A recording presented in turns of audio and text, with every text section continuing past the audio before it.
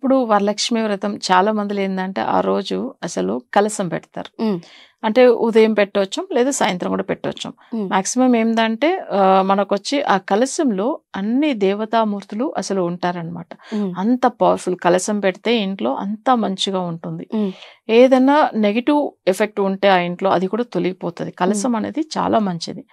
ఎప్పుడైనా కానీ కలశం అనేటప్పుడు ఏమైతుంది అమ్మవారికి అనేటు అది మరీ స్పెషల్గా లక్ష్మీదేవికి మనం ఎక్కువ టైం పెట్టేది చూసుకుంటాం. కొన్ని టెంపుల్ ఏంటంటే అసలు కుంభాభిషేకం చెప్తారు చూడండి, ఇది కూడా కలశం పెట్టిదా తీసుకెళ్లి తర్వాత అభిషేకం చేపిస్తారు కుంభాలకు, ఎందుకంటే ఒక గుడి కొత్తగా కట్టిస్తే కూడా.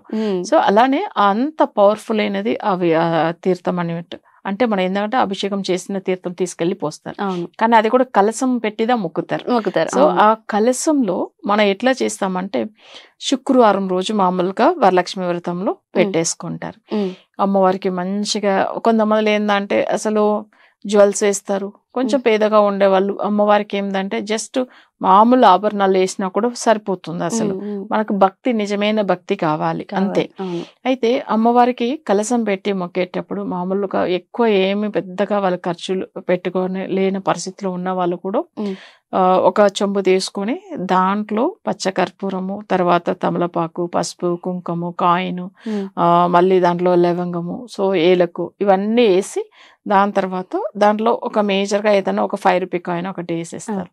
వేసిన తర్వాత కొన్ని పువ్వులు అక్కడ అందులో వేసి దాని తర్వాత దాని మీద కొబ్బరికాయ పెడతారు. సో నెక్స్ట్ అంటే మన చుట్టూ మామిడి ఆకులు పెట్టి అలంకరణ చేసి పెడతారు.